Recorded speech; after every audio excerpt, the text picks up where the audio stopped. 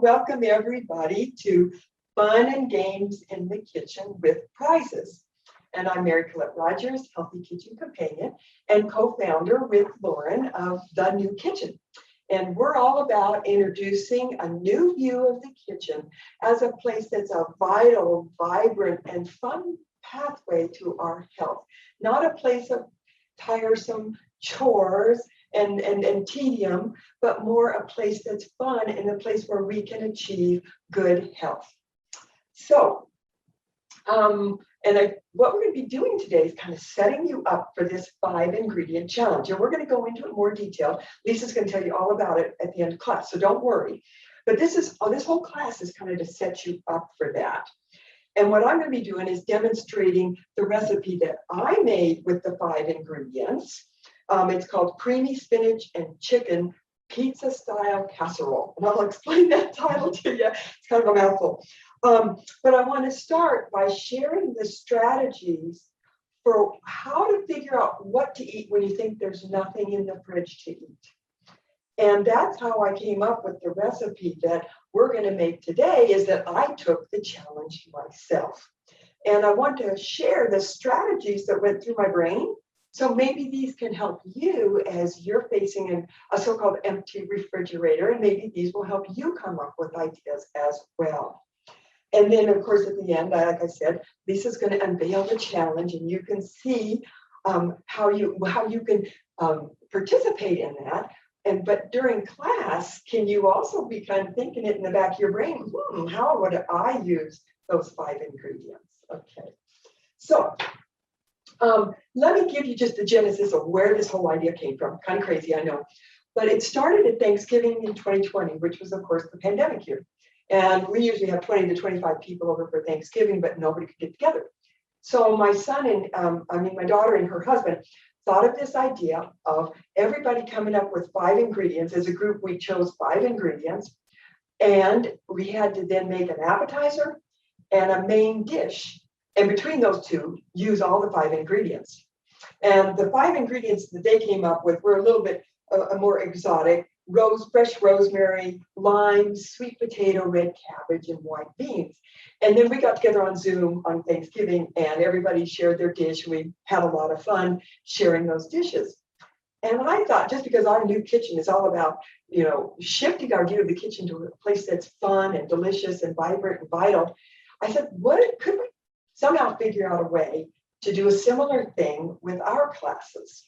And Lisa was up for it. So what we did is we decided, well, why don't we take that same idea and instead use it as a springboard to talk about, well, what if you've got all these, you open the refrigerator and you think, oh, there's nothing to eat. Well, what if we could name you 5 ingredients that are pretty common in people's refrigerators? Maybe they're there right now. And you can figure out something to make with it with our help today. And I had on one of my very first clients, I know that she described this. She said, Mary, I go to the refrigerator every night and I do the refrigerator stare, which is kind of like this. Yeah. Well, what am I going to do in there? And so I wonder if any of you have had that. And you know where I told you to do those little reactions? If you want to, go down to the reaction buttons and let me know. You can click on yes if the little green check mark, if you've ever experienced that. I'm going to bet that most of you are going to answer yes. I know I've had it in my life before. Got a couple check marks. Got a couple of check marks. Oh, come on, you guys. I bet you there's more than that out there. So anyway, well, good. Well, so today, our 5 common ingredients that maybe are in your refrigerator, and you might have seen them in your handouts. But there is the chicken that you cooked, and the legs are left over, or the chicken wings are left over. There's some rice that's getting old and hard. There's some green onions that I always buy those and forget to use them, and they get all slimy and nasty. Or there's that spinach that you bought for some dish, and you decide, oh, why don't I buy the big container? Really, and now you've got all this left over because you only needed part of it for that dish. And of course, lemons, you buy them with good intentions, and they sit down there until they turn nasty colors of green. So those are our 5 ingredients for today. And usually when we look in the refrigerator and we think there's nothing there, or we pull out stuff like this and we go, oh, that doesn't look very good. And maybe we just want to go, oh, maybe I'll just default eat and make a peanut butter and jelly sandwich or cheese and crackers or something. Or maybe we think we need to go shopping more or something like that. But today I want to give you another option, which is to stop, breathe, think, and then strategize and take advantage of the internet. So that's what we're going to do right now. I want to go through the strategies that I use when I'm looking at something like this and going, I don't want to get depressed. I want to eat good food. How can I translate this and transform it into a good meal? So first thing I think it's important to do is think about, is it really true that there's nothing in the fridge to eat? Because what I have found is that often what that really means is that there's nothing in the fridge that I could immediately eat. Because as usual, we're going to the fridge when we're hungry and it's dinner time. And wouldn't it be nice? We're kind of hoping something will just pop out at us. And that hasn't happened so far. And I doubt if it's happened for you. And so usually what we think is we do this thing called reactionary shopping. That's what another client described to me. I love that word, reactionary shopping. We say, oh my God, there's nothing in the fridge. So we run to the store. And of course, that takes us more time. We are hungrier by the time we get back. We got even more stuff to pile on the stuff that's probably already there. And we still might not know really what to make. Common option number 2 is to just grab something like the cheese and crackers, or maybe you've got a frozen pizza. But the bottom line is that neither one of those solutions is very healthy. And generally, we're going to probably be wasting a lot of food and money because even though we think there's nothing in the fridge, there's usually stuff in there. It's just that we can't see how to translate that into a recipe.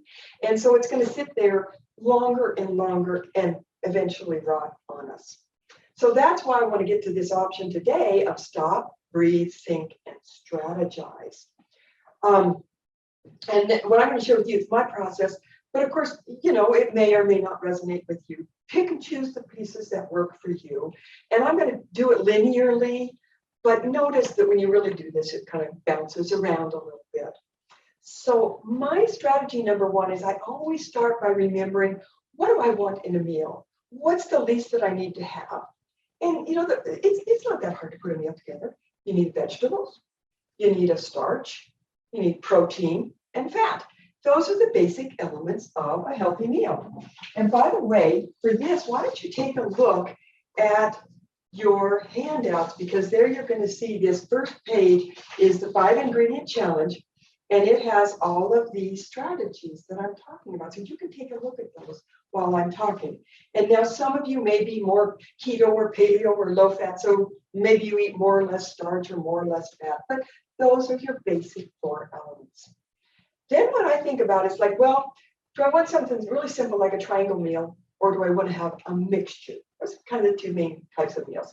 Triangle meal, I call it a triangle meal because it's kind of like you got your meat or your protein, you got a starch, you got some vegetables. And so there's your triangle. And we are very familiar with those kind of meals. And they work fine. I make lots of those. But the ones I like better are mixtures, just because you can put different things together, get some more flavors in there. And so that's what you want to think about, is whether you, what kind of mixture might you like.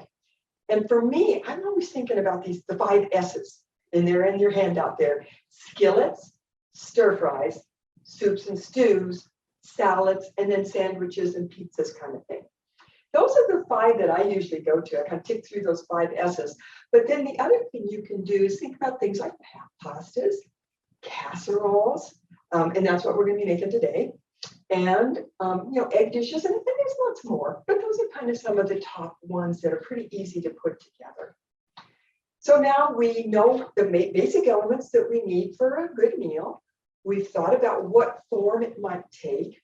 Now I go on, now go to the vegetable drawer, and this is probably the most important strategy of all. And there's 2 reasons for that. Is that nutritionally, of course, we all know that we all need to be eating a lot more vegetables. So start by going to the vegetable drawer and getting at least 1 or 2 or 3 vegetables out, and then you'll know that you have that nutritional base covered. And also it's important to start at the vegetable drawer too, because that's our biggest source of food waste, which is both a waste of our money and also it's really, this is becoming more commonly known that it's a very big environmental problem, the amount of food that we waste. It's also a social justice issue in my mind as well. And there's kind of this funny thing that happens is that if your food goes to waste, if you have some vegetables go to waste, well, you have to toss them. And nobody likes to do that. I know that. And so then the next time you go to the store, you're kind of hesitant about buying more vegetables. Maybe you only buy a couple. Well, that's really problematic nutritionally because if you don't have the vegetables, you can't make the vegetables, you can't eat the vegetables. So that's why we really got to break that cycle, do an interrupt, so we start using those vegetables and feel good about buying more and more and eating them. So that's why we go to the vegetable drawer first. And then we want to pick out, like I said, 1, 2, even 3 is what I would say, because 50% of your plate should be vegetables, okay? I know that's a big number, but you can do it if you start thinking about multiple vegetables. And when you're picking out which ones you want, remember that there's some vegetables that go bad really quickly. They have short shelf lives, like lettuce, spinach, asparagus, summer squashes, things like that. There are some that last a lot longer, like cabbage, beets, all your root vegetables, celery. So as you're picking things out, be sure to use up the short-lived ones quicker than the long-lived ones so that they don't go bad. Now, and so the biggest thing is when you look at the vegetable drawer, start paying attention. What's there? What I want to use up that's going to go bad quickly? Or maybe it's already started going bad or it is bad. So use it up. And remember though, that even if it's got a couple bad spots, you just cut them off. The rest of the vegetable is just fine. Okay, so we don't want to waste. Okay, so that's my strategy number 3. We know what elements we want. We know what kind of meal type. We check the vegetable drawer. We've got out some vegetables that we want to use, like in this case, the green onions and the spinach. And now we want to think about, what might be kind of a good flavor? Because a lot of people talk about how their food is kind of bland, and it's hard to get excited about food that's pretty bland. So how could we spice it up? How could we jazz it up? And so think about different cuisines. Maybe you like Chinese or Thai or Mediterranean. Think about whether you have a favorite spice blend that you'd like to use, and that can be a good thing. And then the other thing that I think about in my next strategy, I'm always thinking about color and texture. And in a later part in your handouts, you don't have to look at this now because I think most of you know it, but I've got a picture of the color wheel in there. And I do that because it's a really good idea to think about the color wheel when you're thinking about your meals. Because, in the color wheel, you kind of want to get some colors from opposite sides of the wheel. And this was good. I got some nice rice on the back of my handouts here. But it doesn't have to be that exact. It's just think about getting different colors. It's good nutritionally and it's pleasing for us. So look at a plate that has lots of fun color and really nice textures. Not all crunchy, not all soft and mushy, but a mixture. Those are also some of the things that I'm thinking about when I'm trying to think about how to use this. So the last thing I do now is, okay, I'm thinking about all these things. Now, how am I going to put this all together?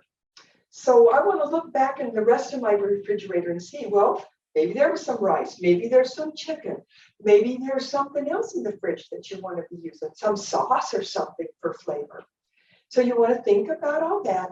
And then also don't forget about your pantries, all these cupboards, your freezer, they can hold some really nice things. Like today, I remember that I've got some dried cherries in my freezer and I keep forgetting to use them. And I said, bingo, I need some color. Here it is. And that's what I'm going to use to add some color to my dish. So if you look at this handout again, you're going to see how I've got all those strategies here, but over here, I kind of explained to you how I got, using these strategies, I got this dish that we're going to be making today. And so it's a 1-dish meal, which is nice because it has my starch, my protein, my vegetables all in one dish. I'm using up everything in the vegetable drawer that was going to maybe go bad. I'm making a casserole because I don't make casseroles much, and the weather has been kind of sour. It's clearing up now, but it's kind of okay to turn the oven on and make a casserole and have that kind of warming food. And then, of course, as soon as I thought about casseroles with spinach and rice and things like that, I thought Italian seasonings. So that's what I'm going to be using. Then I'm thinking about that color. And just like I told you, I've got the green spinach and the green onions.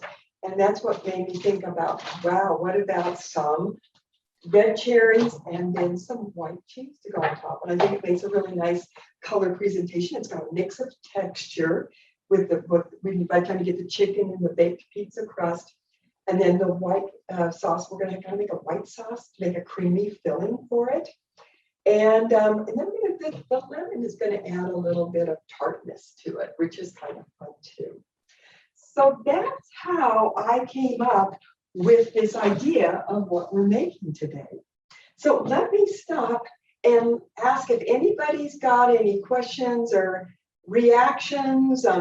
Does that make sense? Can you see how perhaps you could use some of those strategies all the time, but particularly for the 5-ingredient challenge? And so Lisa and Lauren, if you've seen anybody asking any questions?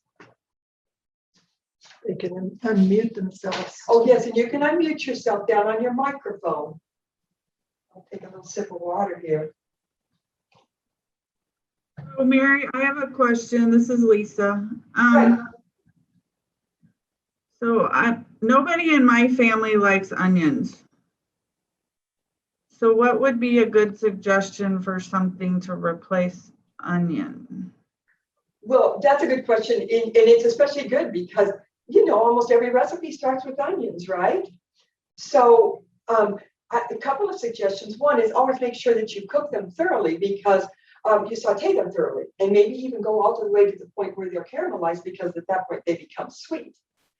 Sometimes people don't like onions that much. Is it a taste thing or does it make this? Some people, onions can make them, not feel so good.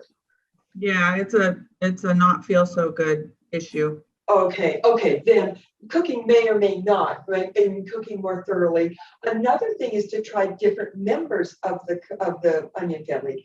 I have understand that leeks can often be palatable by people who have trouble with just like your regular onions.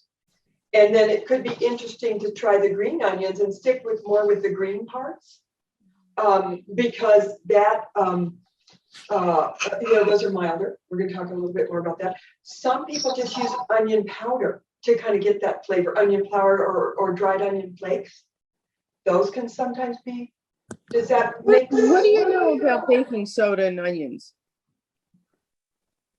I don't know on that, but that's an interesting idea. Did somebody, is that Lisa still or is it somebody else? No, This is Dorothy because I was on American Test Kitchen and they were suggesting that they caramelize better, or I can't think of the term. Yeah. And I With a never little heard baking that before. soda. Yeah. Yeah, no, I have not heard of that, Dorothy, but I mean, why not try? My opinion is always, why not try something? I would be cautious about the amount that you use because baking No, soda. you don't use very much. Yeah, not very much at all. And I've never felt a need to because I don't have any trouble with onions. But I mean, that's an interesting idea too, Lisa, that maybe you could try that. Also reduce the amount of onions. So Lisa, does that kind of give you a start? And we can answer that more at the end of class too. We'll have question answer.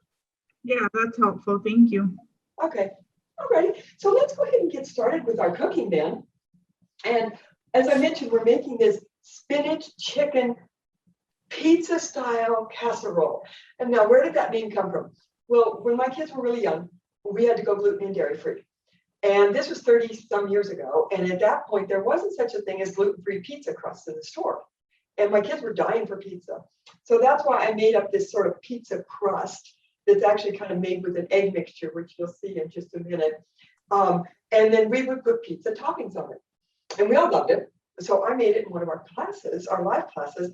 And afterwards, people said, well, Mary, we really liked it. It really tasted good, but it wasn't much of a pizza. And so what I learned from that is you got to be really careful about what you name your dishes, especially if you've got people, kind of reluctant eaters in your household. Be careful what you name it. And if it's not really like a pizza, don't call it a pizza. So this is really a casserole, but it's kind of like a pizza too. So that's why I'm giving it a name that's in between. So with that, so let's go ahead and we'll get started cooking. But remember, in the New Kitchen way, we always get started cooking by getting prepared to cook. And I hammer on people and hammer on people. And I know I say it every time, but I'm hoping that it'll get through to people because honestly, failing to get prepared to cook is probably the biggest reason that we struggle so much with cooking. And so getting ready to cook, big mise en place, know what you're going to make, have the recipe, have the ingredients. We've got all that taken care of. Little mise en place is get all your ingredients and your equipment out because it is in the heat of the moment. You don't have a lot of time to go searching around the kitchen for, the teaspoon or the basil or whatever you need. Have it all out for yourself. And then we go, the next step we always want to do is we want to review the recipe. This is so important because we can get mired in the recipe. So get an overview, a game plan of where you're going. And for this one, I want you to don't pay attention to all the writing. Just pay attention to I hope you all printed out your recipe, by the way. Just pay attention to the headings that are in bold because that's going to give you an idea of what we're doing. And the rest just describes that heading. So the first thing we're going to do, and we look at this recipe in rows. Each row is kind of a cooking Lego. And we mix and match them. Today we're mixing and matching them to make this pizza style casserole. Oops, are we still okay? Yeah, she put up the recipe. Oh, okay, thanks, Lisa. Yeah, just make sure you bring it down. But thank you, that's probably a much easier way to look at it. So our first row is we're going to make this pesto. And in this pesto, it's a little different because we're using dry herbs instead of the usual fresh herbs. So we'll talk about that more. And then we're going to let that sit until we're ready to put the pizza all together. Next thing we're going to do is make and bake that crust layer. And that's going to be kind of your egg mixture with the rice. So we'll do that baking. And then while that's baking in the oven, then we're going to go ahead and saute the vegetables. And those will be your green onions, your spinach, garlic, chili flakes, things like that. Then into that, we're going to put our chicken and so forth. And then we're going to cream it. And cream just means that you are making a creamy sauce out of it. And I'm going to show you an easy way to do that so that you don't get lumps. Okay, so we got our pesto. We've got our crust. We've got the filling here. Next, we're going to just assemble that all. And in the last step, we're going to put some toppings on. For me, that'll be the cherries and some dairy-free cheese. So I hope that gives you a sense of where we're going. And then you'll get some detail. I'll walk you through the recipe, but don't worry, it'll all kind of come together at the end. Okay? Someone asked about making the crust with cauliflower. Oh, I think that's a good idea. In fact, I make a lot of cauliflower crust pizzas. Is that what you have today? Okay. If it's what you have today, I put a little gluten-free breadcrumbs in with mine because it's not as solid as the rice. So yes, so we're going to make it with the rice. And now, if you'll remember, you can ask me afterwards, and maybe I can even send you the recipe for my cauliflower crust pizza. So yeah, okay, all right. Okay, then I think we're ready to get started. Let's go ahead. Like I say with that, let me just make sure there was nothing else that I needed to say before we started. I forgot to talk about the internet. We're going to talk about that at the end though, okay? So somebody remind me because I want to talk to you about how you can use the internet to do the same thing that I did because I have 50 years of cooking in the kitchen. So I have lots of recipes in my database up here. You may not, but the internet is something you do have. So we'll talk about how to use it and be able to find recipes and be able to use up the ingredients in your refrigerator, okay? So let's go ahead. We're going to start with that sort of pesto. Thanks, Lisa, for taking that down. And what I've got is a little bowl here. And this is a pretty easy thing to put together. We're going to just start with 2 tablespoons of olive oil. And I hope maybe you have your, keep your recipe in front of you because it's going to be easier to follow along so that you can make this on your own. And I'm so used to doing cook-togethers now, it's kind of strange for me to just be cooking all on my own. So anyway, but yes, we start with the olive oil, and then you have a choice between using basil or Italian seasonings. I'm going to actually do basil. I'm going to do basil. I think I want to do one of each. I'm going to do basil in the pesto. I've got this really nice California basil from Savory Spice, which we love to, they support us and we love to support them. They've got the best herbs and spices. So I'll put that in. Then I'm going to do my lemon juice. And on lemon juices, you can certainly just juice it by hand. I love my little lemon juicer, which is kind of counterintuitive if you put it in upside down. And I'll go ahead and measure that into here. You have a choice on this of doing anywhere from 1 to 1.5 tablespoons. And I did 2 tablespoons, and then I tested again with 1 tablespoon. And I just really felt like one was too much, one was too little. So as Goldilocks, I'm going to do right in the middle of 1.5 tablespoons. But if you're not a big lemon person, maybe just stick with that 1 tablespoon for now. And you can see how this is very similar to just a basil pesto that you'll make in summer when you actually have fresh basil. But fresh basil is not quite in yet, in season. So we're going to go ahead and use the dried. And what you're going to find is, I'm putting in the salt and pepper right now. What you're going to find is we're going to set this aside. I'm stirring it well. Then we're going to set this aside, and that basil, the dried basil, rehydrates. And then what it does is it kind of makes this really nice, let's scrape out a little more of that basil that got stuck in here. It makes a really nice flavor on top of the rice crust pizza. Adds just a little more boost to it. I had one of our class members write, and just saying how she was, and I'm going to start my oven while I'm talking. She was just saying how she was, I think, raised in the Midwest, and they just was not raised with a lot of flavor in her food. She said, "Oh, I yearn for flavor." So you're going to see several different ways that we add flavor. And the first one is we're going to add this real flavorful basil pesto over the crust. Okay, so now we're going to go on and we're going to make the, let me just move these and get a little more room. We're going to go ahead and make the rice crust. And in the instructions, you'll see that it says to go ahead and get out a bowl and mix this in a bowl. But you know, last night or the night before when I was testing this, I said, wait a minute, why dirty another bowl? I think I can just mix the crust in the pie plate instead. Because you might have noticed I was in panic there going, oh, did I miss getting the bowl out? And I did, because I'm going to experiment with this and see. As long as I think that what I'm doing is I'm just using this brush to oil, or you can use your hand to do that. Well, as long as you've got that oiled well, I think you can go ahead and do this. So I'm going to put the egg in and then beat that up. It's usually easier to beat the egg up first and then add the milk. They blend in together. And what I'm using here is almond milk because I am dairy-free. And so you can use your milk alternatives, but if you can handle regular milk, do that. And it's not much, just 1/4 cup. And then now this is where I'm going to add some more flavor. It can be either basil or Italian seasoning. And what I'm going to do this time, I'm going to use the Italian seasoning. So I use the basil in the pesto, and I'm going to use Italian seasoning in with the rice. So we're just kind of getting some different things going on here. And I'm going to use, just tells you 1.5 teaspoons. And that's what I'm going to go ahead and put in. And then let's see. Then, of course, we need a little more salt and pepper in this. And of course, if you're concerned about sodium levels, you don't have to put salt in each one of these. But I'm putting just a little bit of salt in each one so I can get the sodium distributed throughout the dish. So I'm mixing all that up. Now I'm going to put in my rice.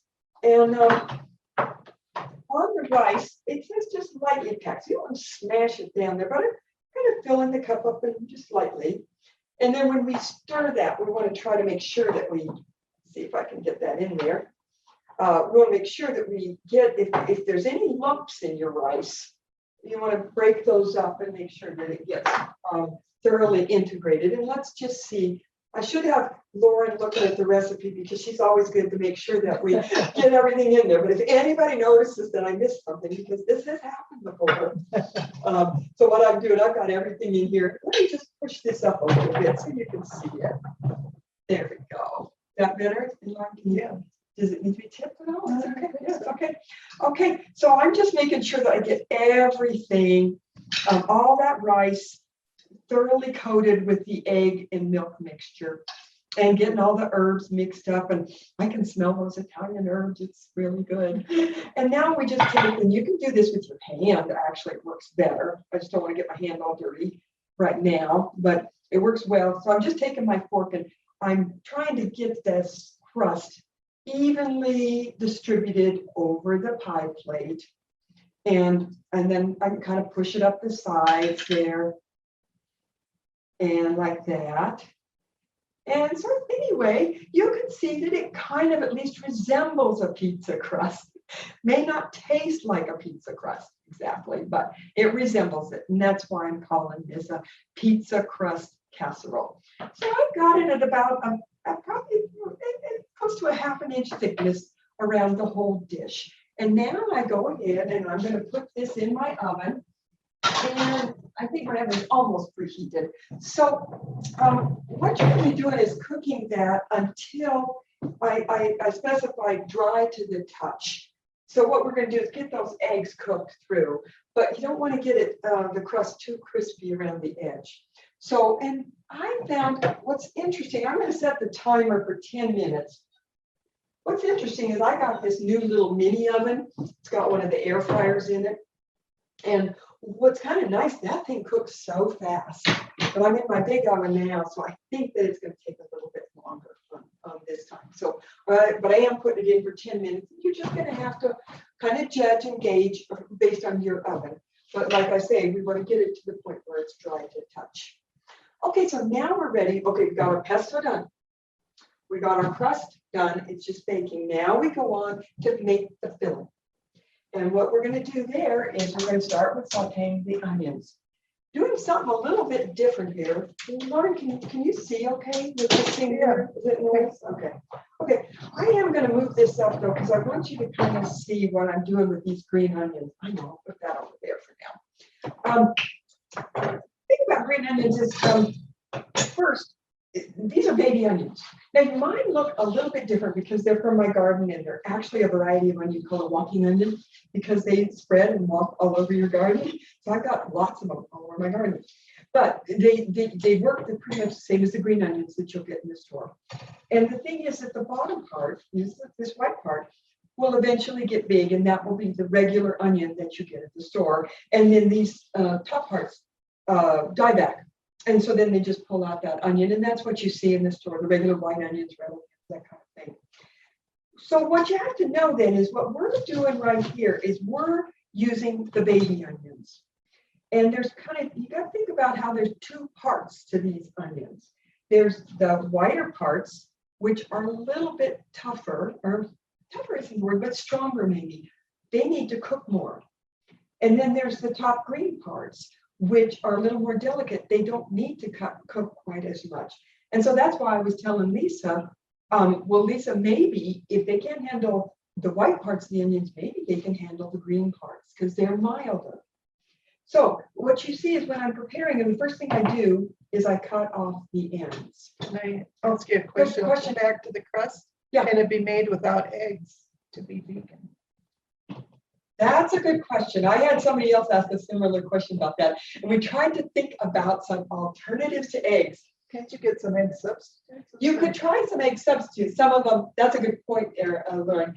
Some of them, just be careful because they got whatever in them.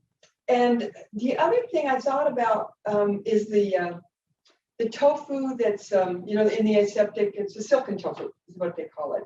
I thought maybe that could work.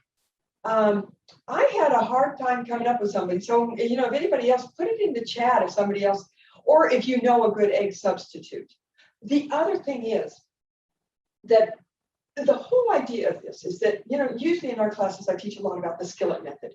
And we learn all about these different skillets that you can make. honestly, this is basically a skillet. What we're making here is the skillet part. Just for fun, I made a crust because I get tired of always just putting everything over plain rice. But you can put it over plain rice. It doesn't have to be a crust at all. Yeah. But maybe what you want to do is maybe you want to fry the rice in a little of a vegan butter with a little bit of the herbs, so that it's a little more flavorful rice. Okay.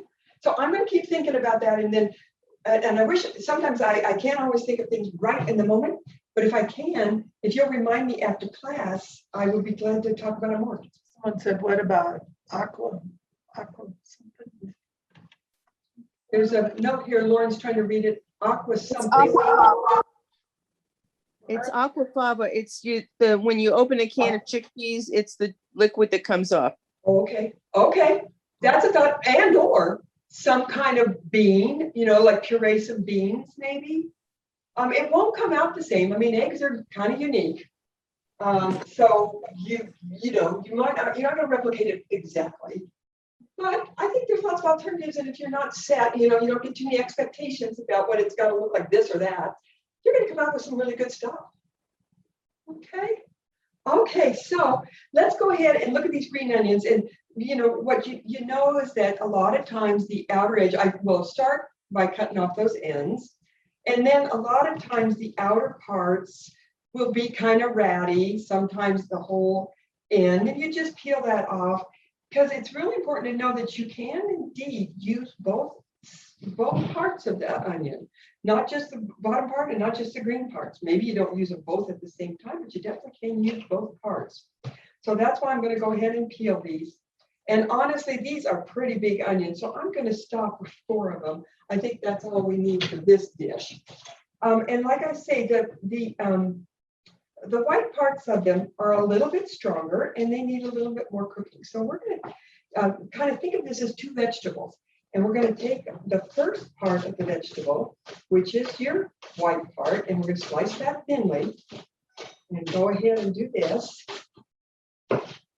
There we go. And my pan has been warming over here. So I'm ready to go ahead and put these in with a little bit of olive oil so we can saute them. And now, these onions, maybe if you can, keep your heat a little lower than what you usually do for regular onions, because they don't handle the heat quite as well as the full-grown onions. Just always think about them as they're babies, and so we want to be more tender with them. Okay, Lauren, is there another question? Just a couple other comments about crust. Oh, crust. Okay, good. All righty, good. Well, we'll revisit that, and don't forget it. At the end of class, I'm happy to answer any other questions, or we can have more discussions. So now I'm going to go ahead and I'm cutting the rest of the green onions up into about 1/2-inch slices. I'm pretty sure that's what the recipe specifies. And then we'll put these in. So what you will see in the recipe is it tells you the first you're going to put these in and cook them, 3 or 4 minutes so they can start cooking. Then we'll put the green parts in, let them cook a little bit. We'll add the spinach. And why we're doing that is like I say, so that the onions, the white parts, can have a little more time to cook. Now, listen, what if you forget about this? You just cut it all up and you put it all in at the same time. It's not the end of the world. It's just that some of your onions might be just a little bit stronger than others, but it's not the end of the world. And so these are ready, and I think we're just about ready to put them in.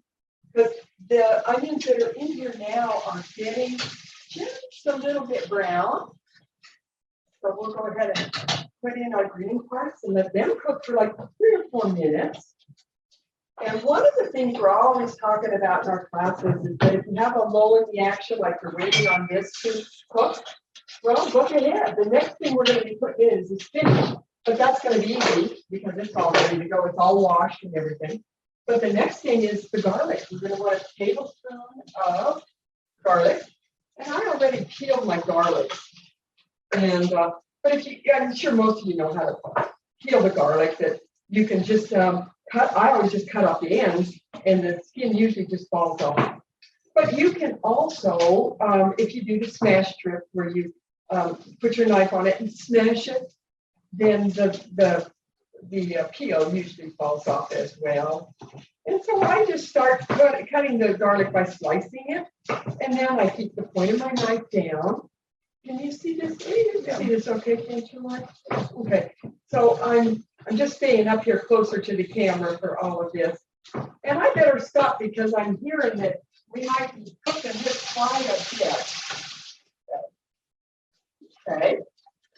And I think we're just about ready now to go ahead and put the spinach in. And what it says is 6 ounces, and this is a 16-ounce one. If you're wondering about it, you can use a measuring cup and do 6 cups of this baby spinach. But I know that I've already done 6 cups, and I know just about how much that looks like. So I'm going to be putting that in. And, you know, if you get a little extra, it's not going to be the end of the world either. Big thing about the spinach is you just kind of keep stirring it so that you get the stuff on the bottom to flip over and you get the stuff on top to cook. And you should also know, you probably know this, is that spinach cooks pretty fast, which is kind of a nice thing because, you know, you don't have to wait a long time for it. But it's also important not to just let it cook and cook, because that's when it gets kind of really wilted. And it can get kind of, maybe just a little bit funky tasting. So we kind of want to watch it. In fact, let me stop again here. And there we go. I'm going to go ahead and flip it over. You want to get a little close up here? Oh, it's the cord. This is the cord over the computer. Well, Just going to lift it up all the way over. It's kind of, Yeah, it'll go all the way up. I forgot to tell you that. So good. So I'm just going to get close up so you can kind of see that we're just flipping over that spinach so that the top leaves can get down underneath.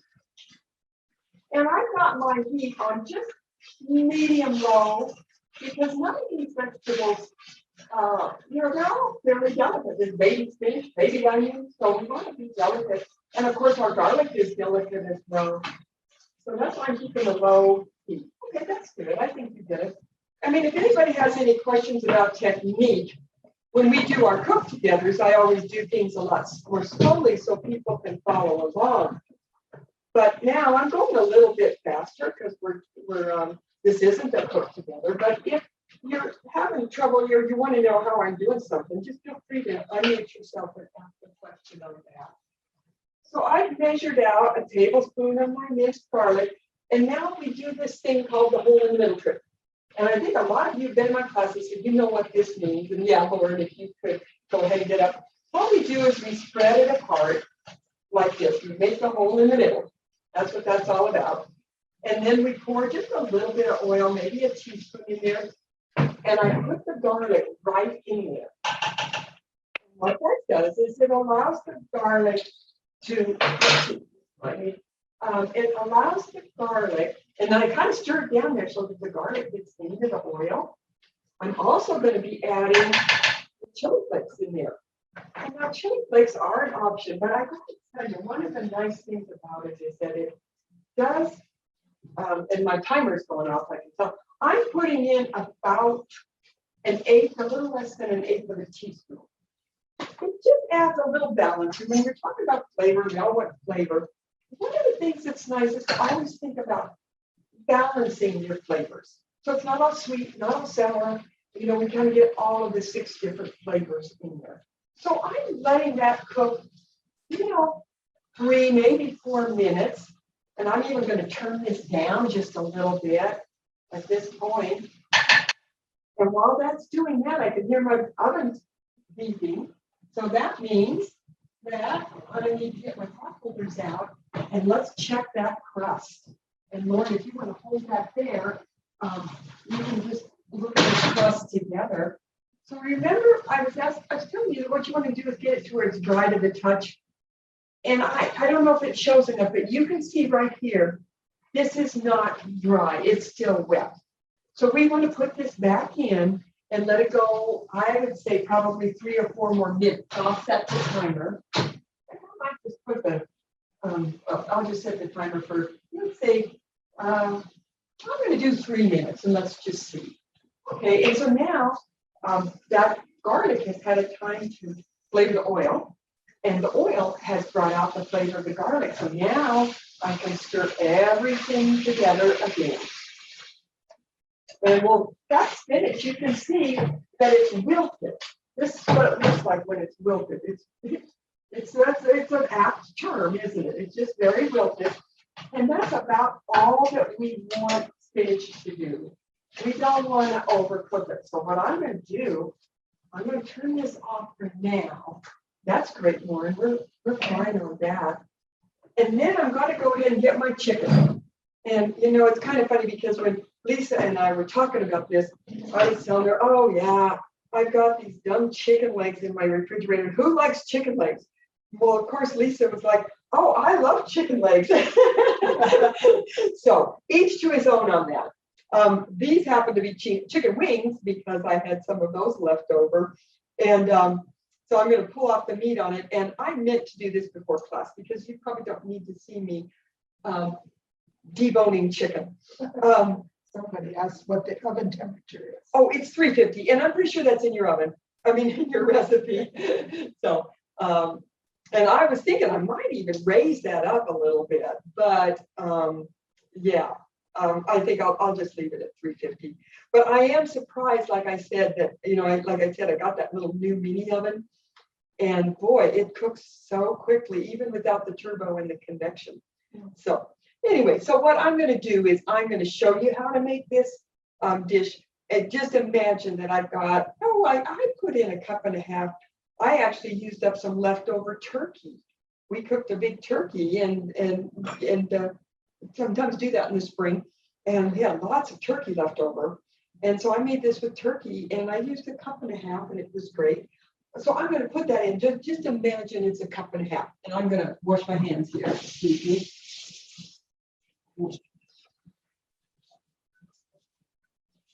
There we go. And then now I want to show you how we cream something. And like I said, creaming is just a matter of, you're going to add cream to something and get it creamy. A lot of times when we do that, sometimes if it's heavy cream, you might just sort of simmer it down to make it thick. But usually, like, when we think of creamy, we think of thick and creamy, right? So a lot of times, like a fast way to get thick and creamy, instead of reducing something down, is we go ahead and we just, what I do is we make a white sauce. And a white sauce, a lot of you probably made white sauces in your lives before. A white sauce is simply a thickener, a liquid, and a fat. So our fat is the olive oil that we've already got wound in here. Our liquid is going to be milk. And then our thickener is flour. Now, because I'm gluten-free, I'm putting in sorghum flour. And then the other thing we're going to put in, and let's just check this. I think it's very close to being done, but you know what? It still isn't. And so I'm actually going to raise the heat on my oven.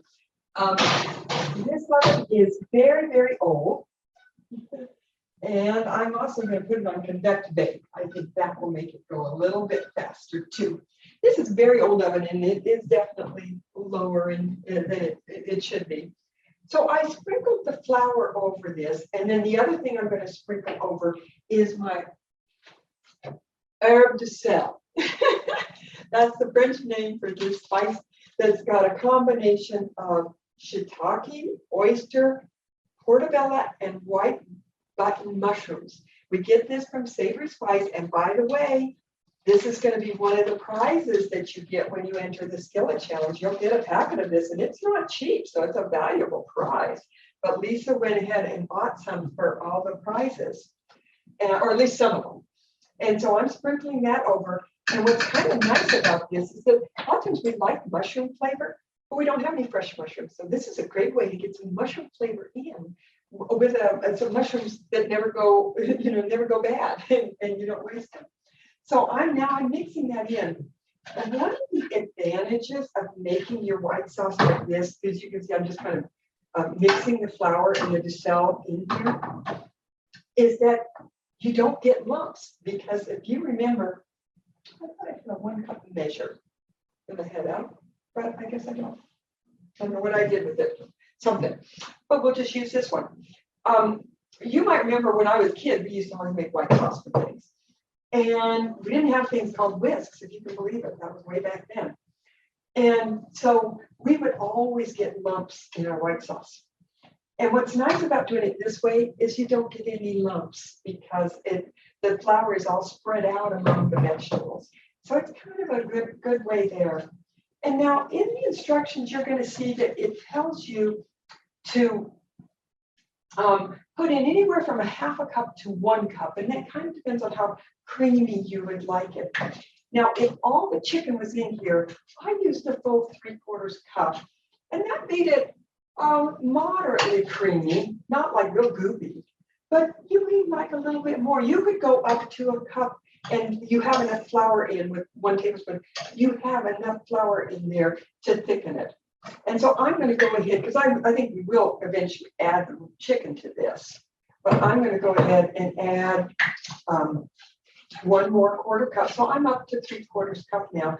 And then I've got to turn this back on and I'm going to let it just simmer very lightly and thicken up just a little. And in the instructions, I think I specified you want it to be like a thin gravy. And I hope that describes it because it was kind of hard to come. I kept thinking, what word would describe this fully? But the other big thing you want to do is just let it simmer long enough so that the flour gets kind of cooked, because otherwise you'll sort of taste the raw flour in the white creamy sauce. Okay. And you know, one thing I see here that would be interesting to mention is I've got a can of chicken. And I know that a lot of times we're raised canned chicken tastes awful, but this is comes from Wild Planet and it's quite good. And you know, like say you want to make this, but you don't have the chicken, but this might be in your pantry. You could certainly make it with this, and that could be good. But I'm going to go ahead and debone this because I've got it all ready to go. So I think though that we're still needing in this one some. At this point, what we need to do is taste it and see if you want some more salt. Because remember, we put some salt in the pesto, we put some in the crust. Maybe you do or don't want some more salt in this. Usually a little bit is kind of nice. The other thing you want to do is taste it so that you can see if you might want some more of those duxelles in there, because those can be kind of tasty. Maybe you'd like a little bit more. The recipe calls for a tablespoon, so you might want just a little bit more. So I'm going to go ahead and taste this. And I think it's just right, but it is a little bit bland. I'm going to put just a little bit of salt here. Okay. And what's also nice is I noticed that, and you know, when you get something that's creamy, that's what's going to be nice about putting this pesto on with the lemon, because it'll offset that. And again, that's that idea of balance. We always like to have things balanced in our meals, okay? So not too creamy, have a little bit of tartness to offset it. Lauren, is there a question? Inside the pan. Yeah, there we go. Okay. Oops, So, okay, is that good? Okay. And so you can see that it's kind of like a gravy, I think. And remember, there'd be a lot more chicken. And this kind of maybe came out a little thicker. I make the almond milk and it's pretty thick. So like if you're making it with regular milk, it would be a little bit thinner. Now listen, what if you happen to get it too thin? Well, you could sprinkle a little more flour in there and thicken it up with that as well. Okay. Okay. And then what if you wanted maybe a little creamier and you don't have cream? Because you could just cream on this. But you could add a little bit of butter to it as well for a little more creaminess if you like that. Okay, so now I think my crust must be done. We're going to call it done, even if it isn't. So we'll get this out. And yeah, it is done, because now as I touch it, it's no longer, I'm not seeing any wet spots in there. And that's what we're after. Do you want to, should I show that? There's maybe a little tiny bit here, but it's mostly whenever I touch it, there's no wet spots. And that's what you're after, okay? So now it's time to just go ahead and assemble this. And I just use my Well, let's see, I'll use a spoon here, but your hands work really well. You keep washing them as you cook anyway, so it's not a bad thing. Let's see, Lauren, do you want to maybe, can you lift this up and show? What I'm doing is I'm stir that sauce, stir the pesto up before you put it on, so you kind of get a little bit of the lemon all over, and I'm kind of just trying to work it around the crust as much as you can. And if you kind of get it up the sides of the crust too, it'll get that nice basil flavor all over, and try to get it even. And you can see that there's a little bit of that lemon. I will get that in there. And I want to get every bit of that basil out. And I don't know if you can see that, but the basil has really reconstituted itself. And so it's not going to be like fresh basil pesto, but it's still going to be really flavorful. And I'm using my spoon to just kind of maybe push that crust back up the side, because it kind of falls down as it's baking when the egg is still in there. So you can use your spoon and just kind of push that up there just a little bit. Okay, so now this is ready. And now I look over here, and Lauren, you want to just show, can you show, I don't know if you can see that it's simmering. Okay, just a little simmer there. And that's what we wanted. And to be honest, I think I would add a little more milk, but because my milk is so thick, that almond milk, I'm going to just add a little bit of water because it's just almost too thick. Because when you make the almond milk, you grind up the almonds and the water in the Vitamix. And so it has all of those almonds in there. And it tastes really good, but it's a little thick for this purpose. So now what I'm going to do, and just remember that we're going to pretend that the chicken is in there. Now I'm going to pick that up. I'm going to assemble it here. And that's going to be my creamy filling right next to that nice kind of tart basil and pesto on the bottom. And then you can see that this is not bad. It's got some color with the white and the chicken and that. But wait, what we need to do is really put some color in there. And we're going to do that with the dried cherries.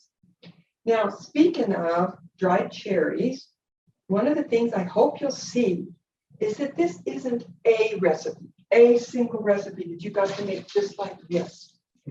But we always do, most of our things that we do in our classes are recipes. They're like outlines. And you can plug different things in. Like my original recipe for this, I made it in the fall, and I actually made it with kale and pears, because pears are in season in the fall. But they aren't in season now, and I didn't have any, and I wanted to test the recipe. So I looked in my freezer, and what do I see but these dried cherries from the cherry tree in my backyard. I was able to get a few from the birds because they usually eat everything. And so then I put those on, and I get some nice color. And then I am dairy free, but my daughter has been telling me about this Kite Hill cheese that is made from almonds, and good ingredients. There's only one thing in it that was tartaric acid, but I don't think that's a huge problem.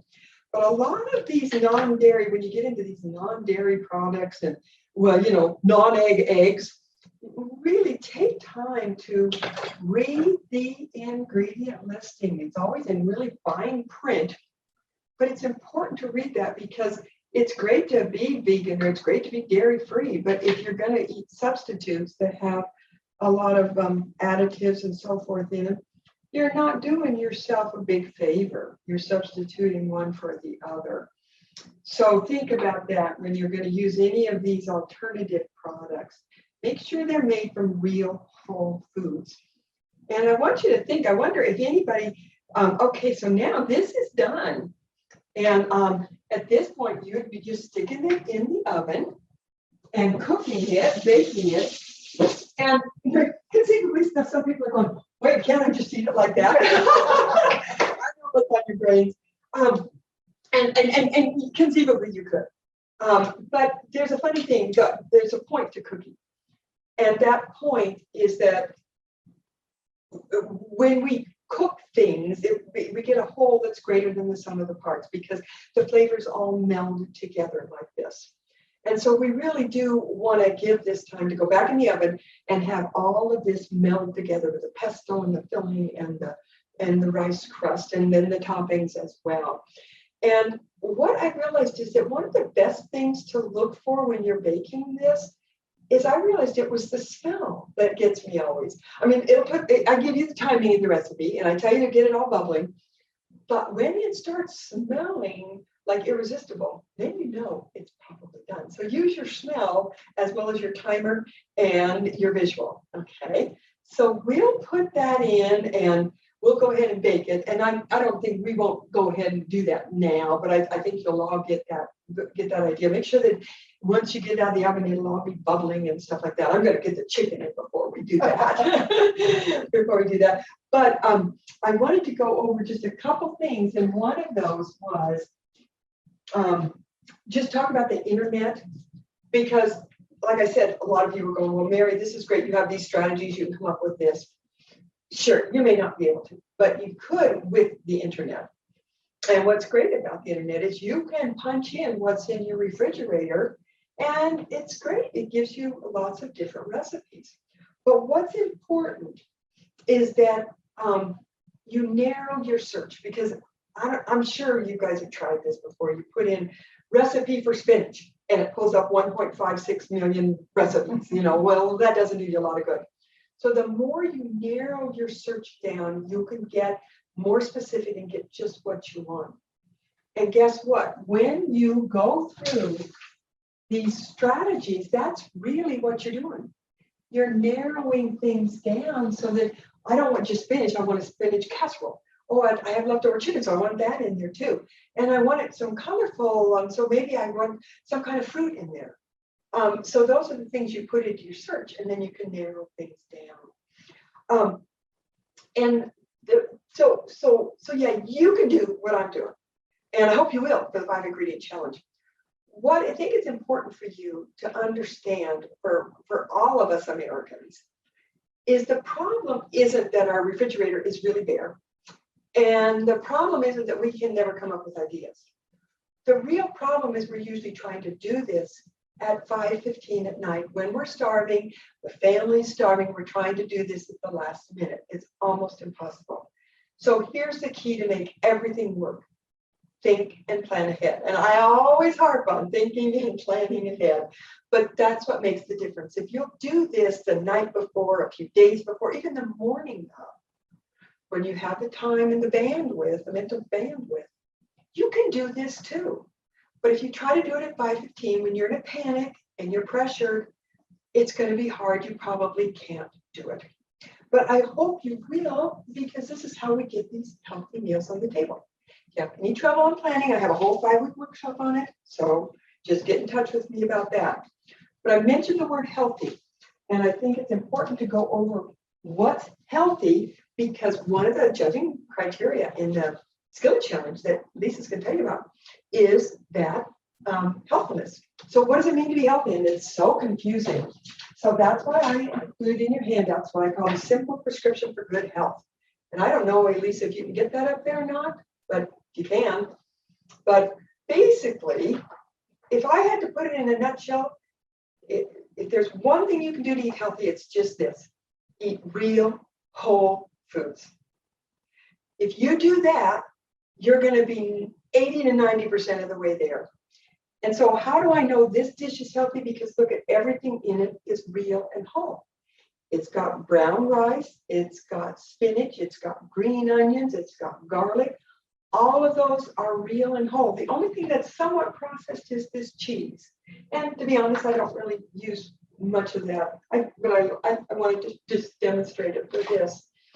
But the more that you can get away from the processed foods, the things that come in packages and boxes and microwavable containers, if you can get away from all of that, then you're going to be 80 to 90% of the way there.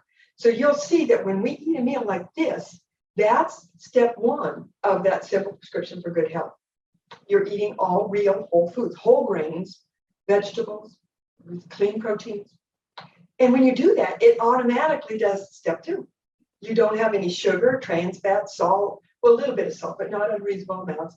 No white flour, no white sugar, all the whites, none of the artificial flavorings, preservatives, all that, none of that's in there.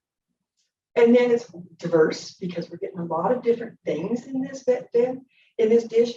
It's balanced for me. Balance is a personal thing because I like to get a little bit of grains. I like to get some mostly vegetables and some protein. And I think we're going to enjoy it. We tested it the other night. We really enjoyed it. And I think you will too. So that's how we tell if something's healthy. And so when Lisa is going to be judging these entries, we'll both be judging them. That's what we're going to be looking for in terms of healthfulness. Vegetables is going to be one of the biggest things on that. And so when you go to the internet, one of the two tips to help you is that time block yourself. Don't give, just give yourself 15 minutes and that's all you're going to do. Okay. You're going to find something in 15 minutes and go with it. You don't want to waste all your time looking through that. And then find good internet sites. Not all internet sites are created equally. Somebody just posted a good one there. A good site? Yeah. Good. I was going to ask you to do that because they're not all created equally. Some of them are bloggers who are coming up with recipes every other day and they don't test them. And you can be really disappointed when you make stuff and get discouraged. But don't. Keep looking for ones. I know, what one did they mention on there? Supercook.com. It's a recipe generator by ingredients. Okay. Oh, good. That's a good one too then. Yeah. Look for that.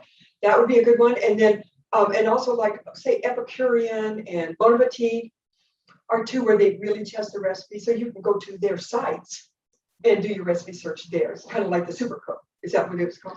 Yeah, but someone else said that's a bad site. Oh, but go to allrecipes.com. Yeah. Well, you have to find what works for you.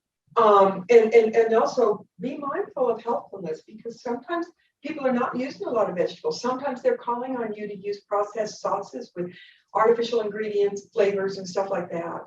So be aware of those things. Try to find the ones that are healthy, that have dependable recipes, and use those sites. So I think that's all. Oh, wait, somebody Well, else. just all recipes is the bad site, not tested. Not just, that is true. That's what I found. What I do is if I get an all recipe look, I look at them and then I go, okay, I need to change this because I can see this doesn't work or something. But if you're new to cooking, I would not start with all recipes. Those are more people who cooked a long time and they're kind of just throwing stuff together. And it gives them good ideas. But if you're new, like I say, it might not be the best place to start.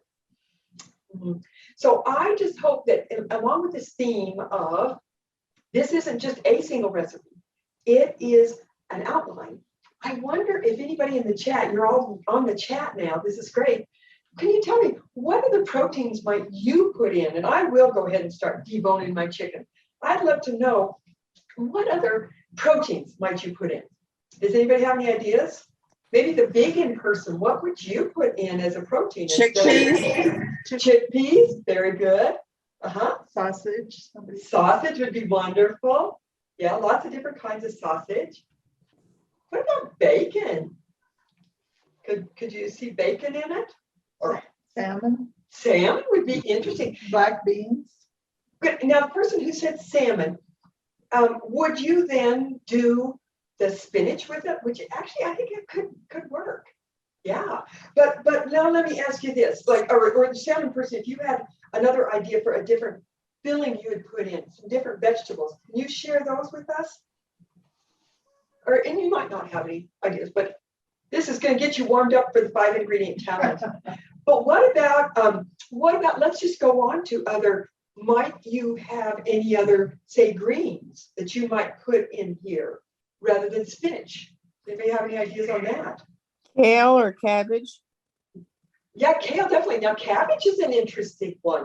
If you did cabbage, would it be, tell me what it would be, green cabbage, do you think? Probably. I think that would be said bok choy. Bok choy. And now bok choy is, it's a little more on the bitter side. But what's interesting about both of those choices is maybe that would even take you a different direction in your seasonings. So like bok choy is, an Asian green. And it could be a little more bitter, which is great in Asian food. Maybe not so much with Italian, it would be fine. So, because some people have used it with Italian seasoning just fine. But what if you wanted to go more a Thai direction with this? Can anybody think of what might you put in to make this a Thai flavored dish? Anybody How about know? Napa cabbage? Napa cabbage, that could be interesting, yeah. And now what spices might you put with it? Say you want to go Chinese with that, or you want to go Japanese, or you want to go Thai. Anybody got any ideas? I wonder if Jody has any ideas, because she's going to be on top. Chinese 5-spice and sesame oil. Oh, that's a great idea. And So Jody, I Go have a ahead. question for you. sure. Since it's a 5-ingredient challenge, how many of your ingredients do you have to use in order to participate? Well, honestly, we're pretty loose about all of this. You can use one or more. The thing is, we're thinking though, to make it more challenging, the more of those ingredients you can get in, the better. Now, the vegetarian person, you just explained in your description that you are vegetarian, and so that's why you're using that. And in fact, you know what, Lisa, do you want to just go ahead and talk about the challenge now? Wouldn't this be a good time?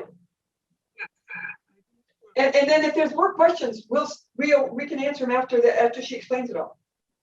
So I'm just gonna put up on the screen the rules.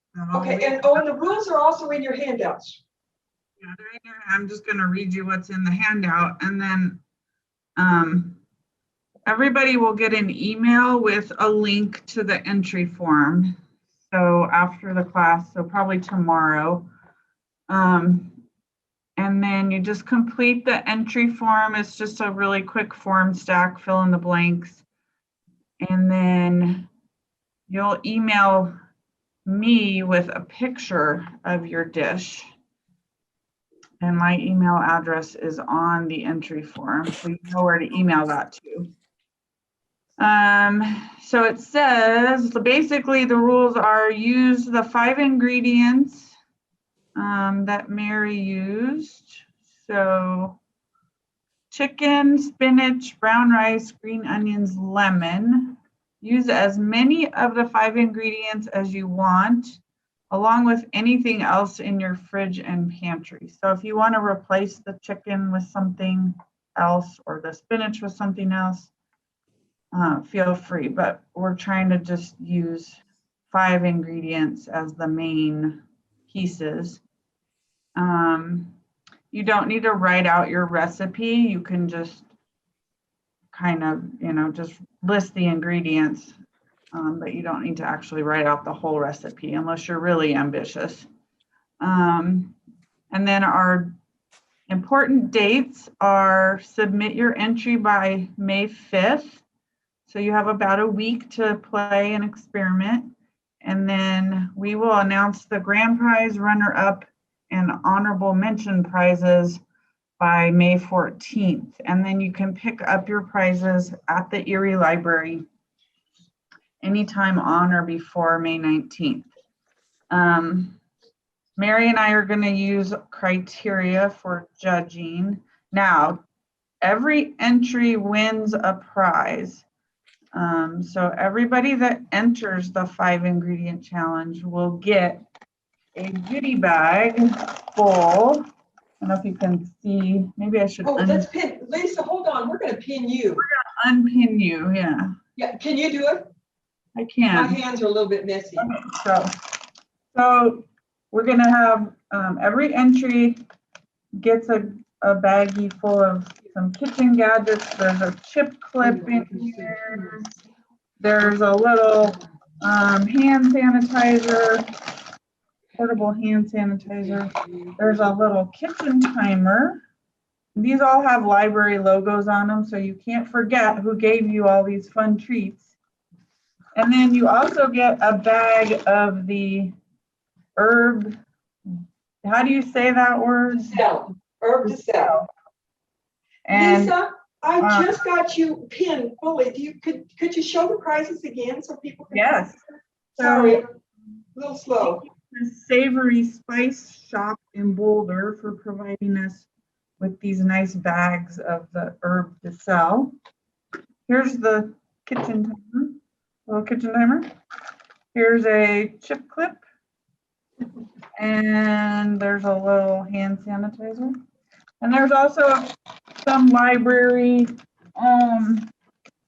related flyers and things in here. And then we had some leftover prizes from our winter reading program. So there's other goodies in the bag too. So you're gonna get a bag full of goodies just for entering the contest. And then, like I said, we'll pick the top 3 based on using the 5 ingredients or more than the 5 ingredients, the healthfulness of your recipe, colorfulness and creativity, fun photography. So if you want to set up a fun, photography set with your dish, show people eating it, or I don't know, somebody, showing yourself cooking it. The ease and quickness of your preparation, and if you have some sort of interesting backstory for your dish. So if it's a family recipe, or just if you have something interesting to tell us about your dish.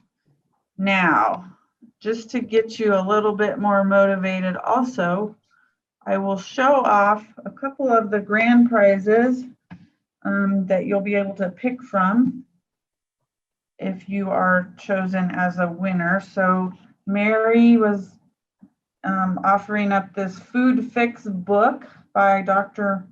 Mark Hyman.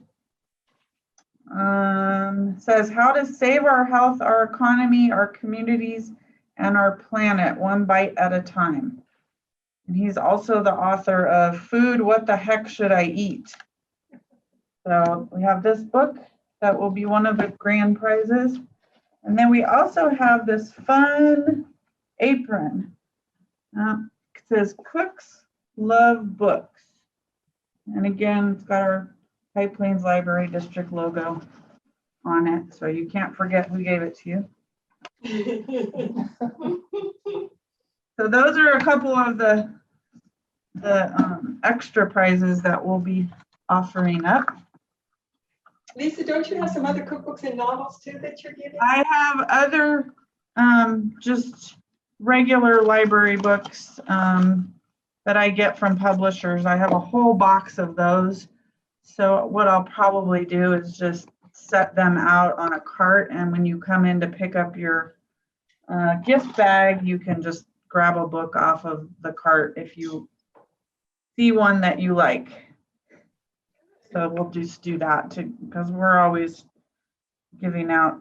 I have a stack of books on my desk that I collect. So Somebody's asking if the prizes can be sent via the interlibrary, like Yes. the books are. we can do that. So yeah, for those of you who are in Greeley, if you just indicate on your entry form which branch you want me to send your prize bag to, I can certainly do that. That's great. To what libraries can you send it to? I can send them to any of the High Plains Library districts. So Okay, because I live in Boulder, but that's not High Plains. no, it's not High Plains. That's okay.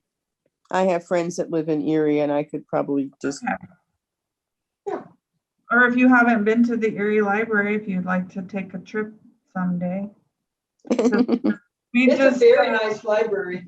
Yeah, and we just have, we have a big expansion that we just added on. So come in and see all our new space. And Lisa, somebody brought up the question of do we have to use all 5 or whatever? I think, Lisa, now you correct me if I'm wrong, but this contest isn't so much about being really rigid with the rules. It's more about, can we have fun in the kitchen? And the 5 ingredient challenge is to get us going. But Lisa, are you okay with this? I'm ad-libbing here that I think we'd be fine if anybody cooks anything and has fun with it and gets creative. We would love it. Is that, Lisa, am I speaking out of turn? No, not at all, Mary. We're not going to nitpick people. We just, like you said, as long as you have fun cooking and submit whatever you decide to make. I think that's Yeah. fine.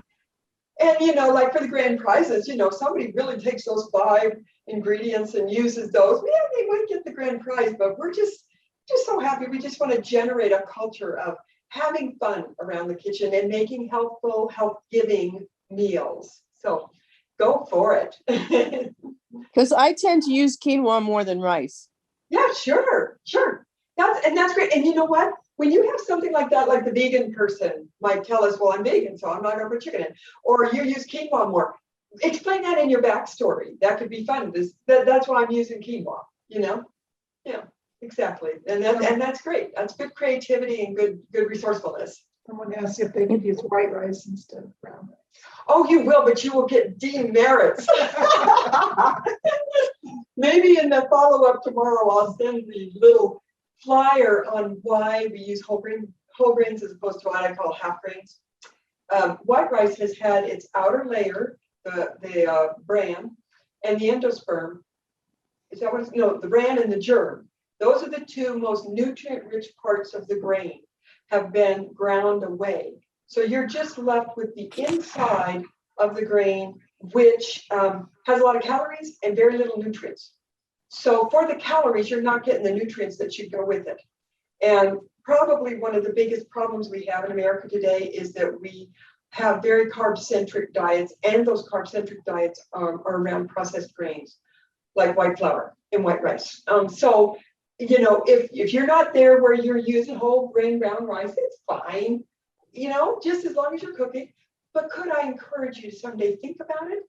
And if you need a good transition grain, brown basmati rice is just absolutely divine. It's a little more expensive than regular brown rice, but it's quite good, and you can find that to be a good transition grain over to where someday you might prefer brown rice over to white.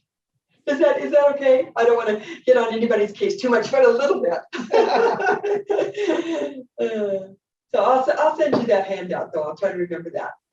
So good, and I'm happy to. Any other questions?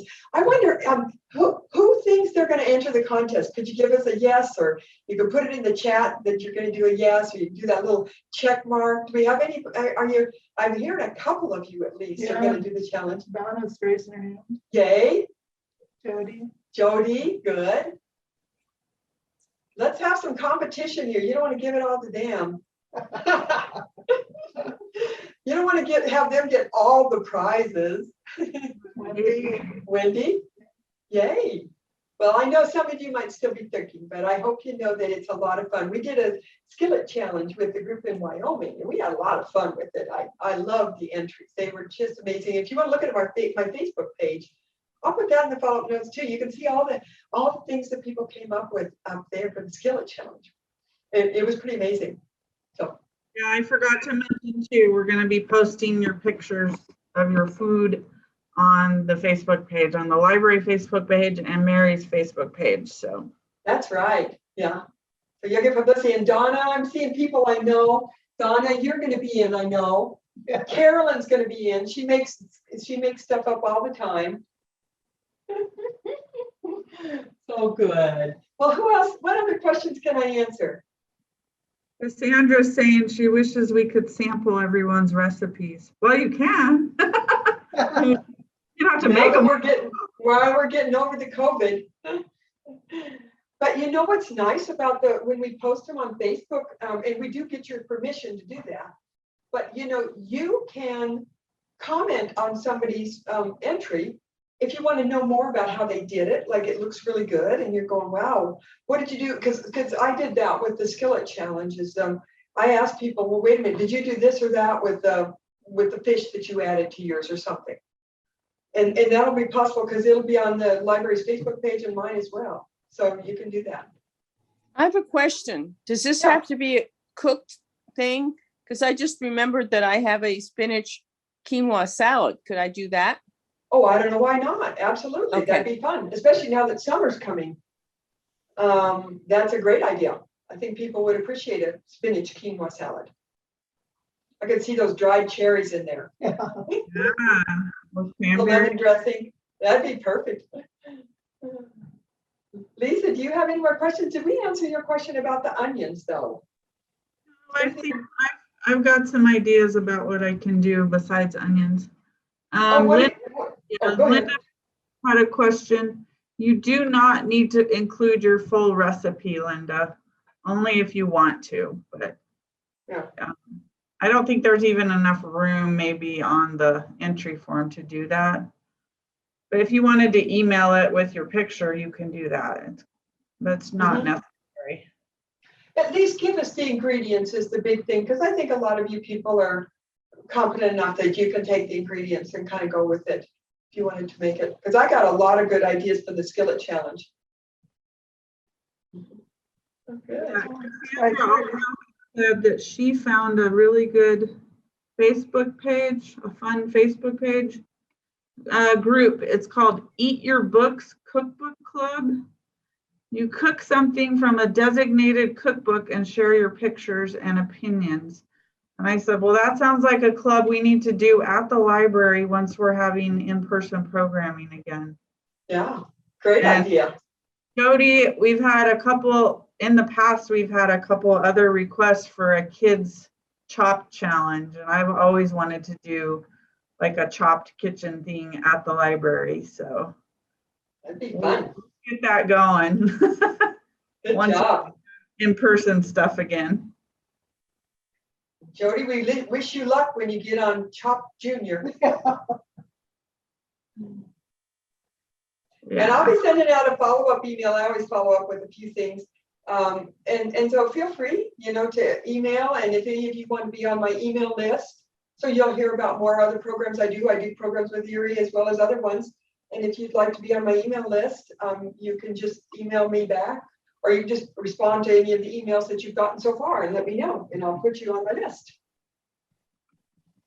And I think Lisa, unless we've got more questions, I'm happy to stay. Lots of thank yous in the chat notes. So thank you, Mary. Well, good. Do you want to unmute? If there aren't anymore, do you want to unmute all? And or no, maybe we're all unmuted. But everybody, if you want to unmute, we can all say goodbye to each other. And bon appetit. Thanks, Mary. Oh, good. Bon appetit. So good to have you. Come back again.